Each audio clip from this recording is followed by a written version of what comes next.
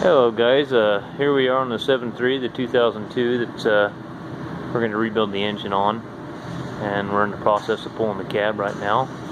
I've got most everything loose. I'm ready to lift it off, but I want to go to you guys in detail what exactly to remove on these. If you don't have access to a lift, I'll explain both ways. But first off, with a lift, so the first thing that I usually do is I'll take my batteries out, take my battery box out that goes right here on your driver's side. I took my two lines off of my my ABS proportioning valve. Take my charge air cooler lines off, going up there. You can unhook your bulkhead, not your bulkhead, but your main connector going to your engine harness. Lay it back over here on top of the master cylinder, and then there's two more plug-ins back over here in the corner that basically run down to other parts on the frame. Basically anything that is going to be attached to the engine or the frame that's going to stay with the body when it goes up in the air is what you want to take loose. My power steering line, take the one coming from the steering gearbox down here, take it loose. It goes over here. Goes right over here on the if you'd be your left hand side if you were sitting in the cab, your right hand side if you're facing towards the master cylinder, and you've got your drain line off of your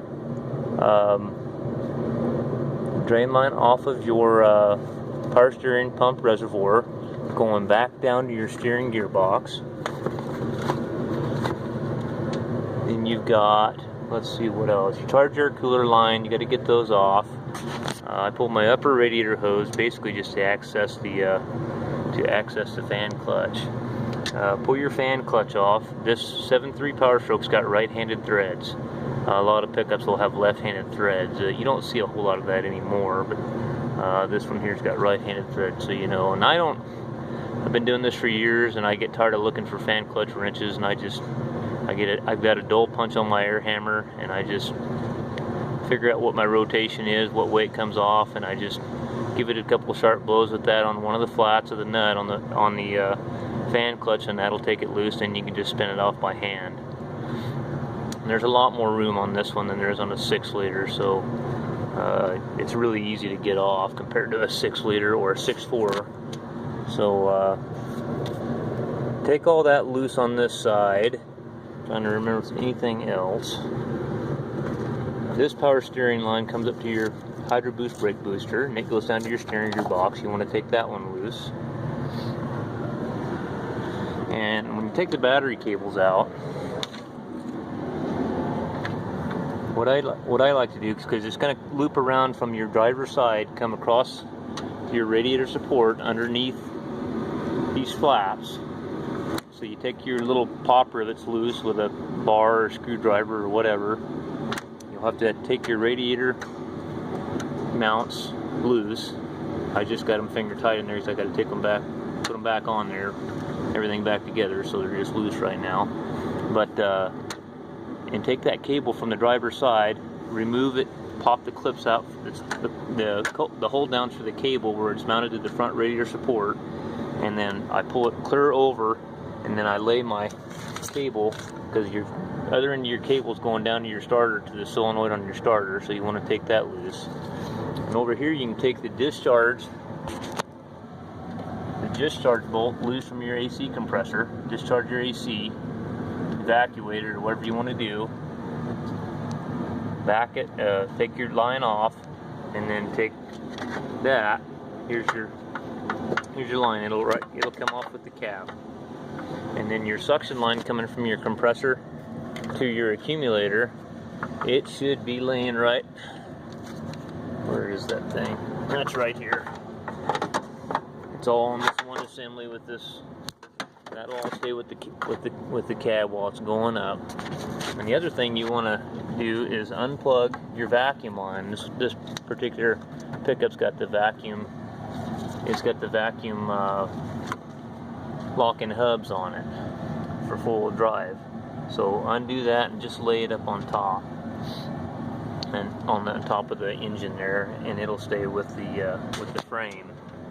And then your AC compressor line, unplug it, take it and pull it back. And then here's your start wire. That's your signal wire going to your starter solenoid. It plugs in over here. That's your AC compressor, high pressure cutout switch, and that's your AC clutch. You just lay them over here on the top of the inner fender. And where's the start wire at?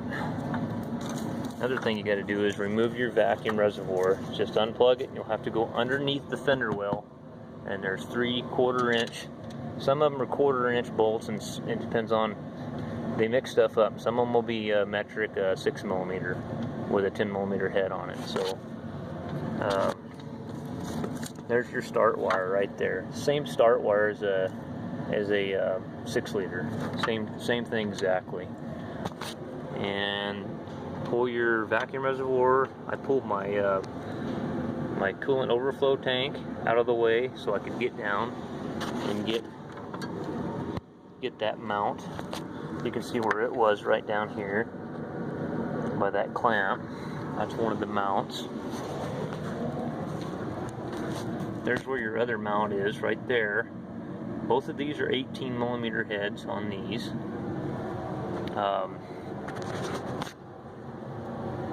And back here, I'll show you what we do back here in the cab. So you'll have to take your kick panels off here, pull them up, pull this kick panel off that's over your hood latch, and then down in there's one there. And don't ask me why. I don't know, but for some reason Ford made these mounts. The ones on the left-hand side are 24mm. Behind all the ones in the cab, the ones on the front by the radiator are both 18mm on both sides. But the ones on the left-hand driver's side are 24mm, and the ones on the passenger side are 21mm. I don't know why, but that's some engineer really had a good idea. And if it's a quad cab, you'll have to pull the back seat out. When you're pulling that back seat out, this one was pretty easy because it's an XL, so it had a seat that was pretty plain Jane. Some of the fancier seats, the 60/40s or whatever they call them, they're kind of a pain to pull out, especially if people have went and put subwoofers under the seat. It's just more shit you got to take loose to get out of there. But here's one cab mount, clear back. You'll have to take that toolbox out that goes back in here. There's 3 5/16 head screws that hold that in. You can pull that out. And when you're pulling the seat out, you need the 2 front mounts or T55 Torx bits, and the back ones, on most of the ones I've seen, are 18mm hex heads, so 18mm socket.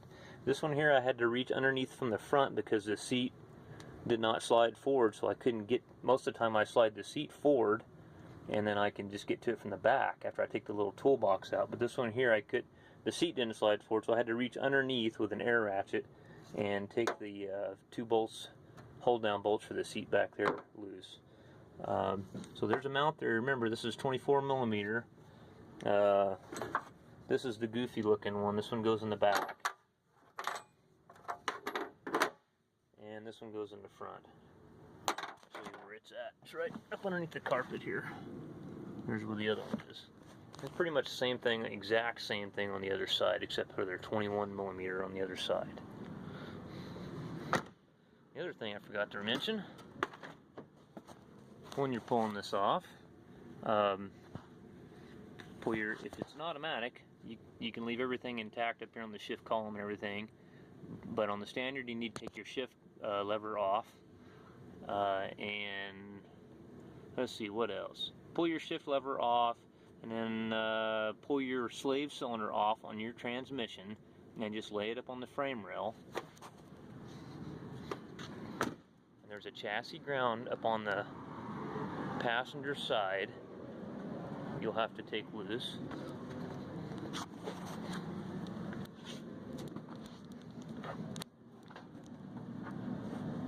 this chassis ground, take it loose, it goes right up here. And you can see I've got my e-brake cable off. You have to unbuckle your e-brake cable. There's my slave cylinder going to my manual transmission. If it's automatic, just take the shift cable off, just pop it off. This guy had a skip tank in the back with a bunch of wires going up to his battery, so we had to take all that loose there.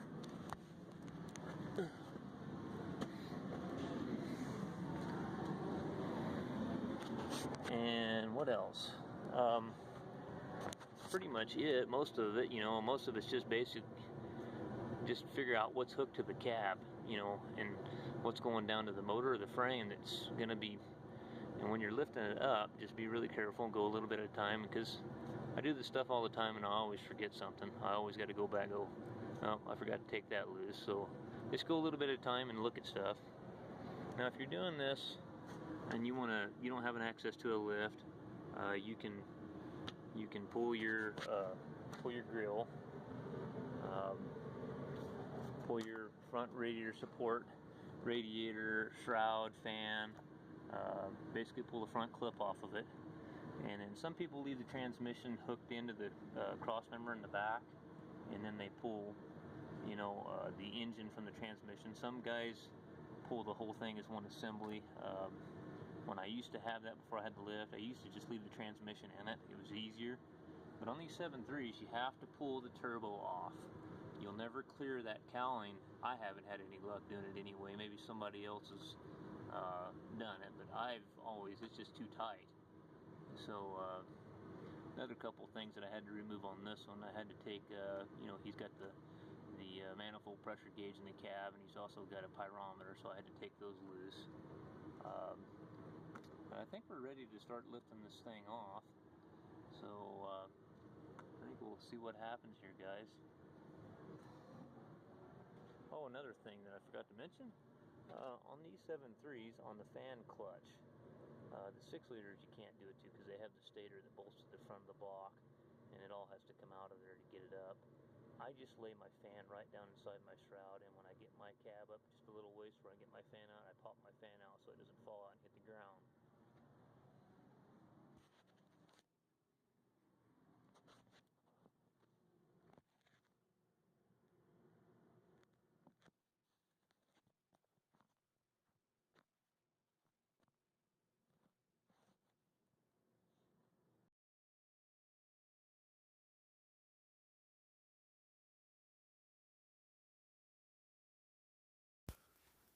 So here's something that I forgot to tell you guys.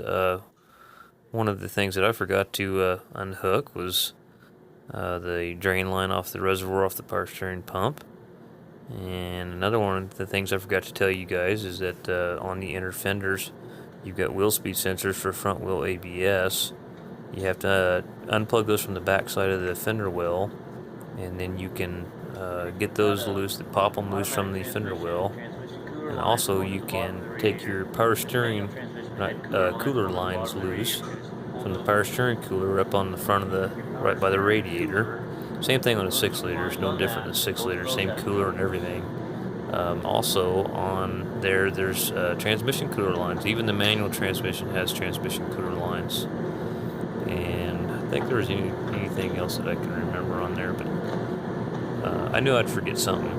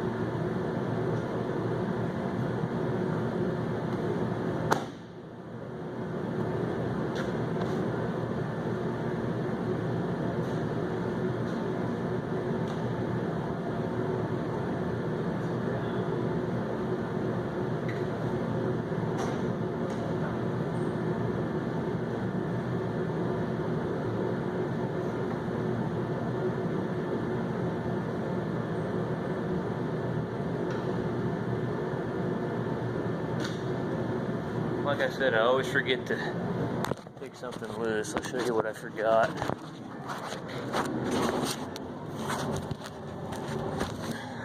There's a ground going from the back of the cylinder head. Comes up, it bolts on right there.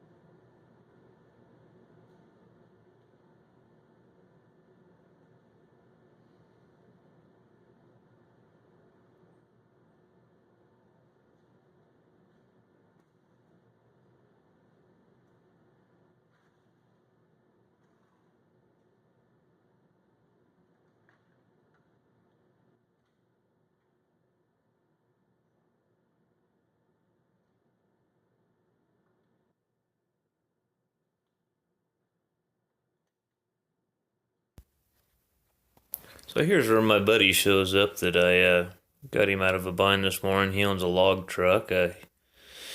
He's got a newer Kenworth, and it's got traction control on it. And he called me this morning because we had about 8 inches of snow on the ground, and he got stuck in the log landing there because his traction control wouldn't hardly let him move. Every time he'd have a little wheel slip, it would cut all his power, and he couldn't hardly get out of the log landing. So I drove about 35 miles this morning up into the woods there, and took my laptop and my Cummins Insight and got into the parameters and turned his stupid traction control crap off, and got him going again. So anyway, he showed up here and gave me a hand actually finishing this up, and it was a really good deal that he showed up because they had added a ground on this thing, because this thing had you'll notice when I first tore this, when you guys first started watching the video there, the bumper was gone. Most of these you don't have to pull the bumper on, but this one had a winch bumper,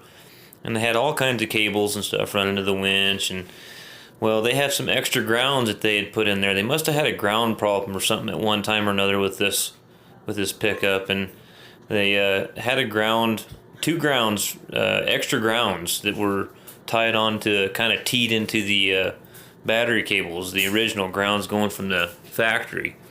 So I was on one side, and luckily he was there. He spotted the other side and saw that there was a ground on there that I didn't see. So it's always good to have two sets of eyes on there when you're doing these, but usually I'm by myself, so I just got to make about 100 laps around the truck while I'm raising it up. And another thing that I forgot that you could see in the video is the lower radiator hose. Pop the lower radiator hose off, which is, I caught it way soon enough, so you can pull it up and pop it off of there. It's actually easier if you raise the cap up a little ways anyway, if you don't have to lay in the grease. But anyway, so he helped me pull the rest of the way off there, and what we'll do next is, once we get the cab clear up in the air, is we'll roll the chassis out from underneath the cab, and then we'll start the process of removing the engine and transmission and transfer. We'll probably just leave the engine or the transmission in, unless he wants to do something with the transmission, which he kind of was talking about it. But when I tear the engine down, I'd like to make a video on that, because this thing's got 415,000 miles, and they're not easy miles. This guy's a logger. He's a Jippo tree faller, and he goes all over the United States working for logging companies, and just kind of hires out to them, and bids the jobs out. So this thing's been everywhere over rough roads and rough terrain. It hasn't had an easy life, but he'll be happy to get this thing back. He's got an '06 Dodge too right now that he doesn't really like. I don't know why. I'd like the '06 Dodges, '05 Dodges. Those are good trucks, but I don't really care for the newer ones with the DPF filters unless you can get rid of all that stuff. But I sure appreciate you guys watching this video. If you guys are interested, I'll come in for the next video. I'll watch the next video. We're gonna have the engine completely torn down to the bare block. We'll take we'll measure, we'll separate and take our valves out of our heads, and show you what to look for on everything on the cylinder head and the valve train, your high pressure oil system, and pull the oil pump, crankshaft, rods. I'm going to pull everything off of it. So thanks for watching, guys.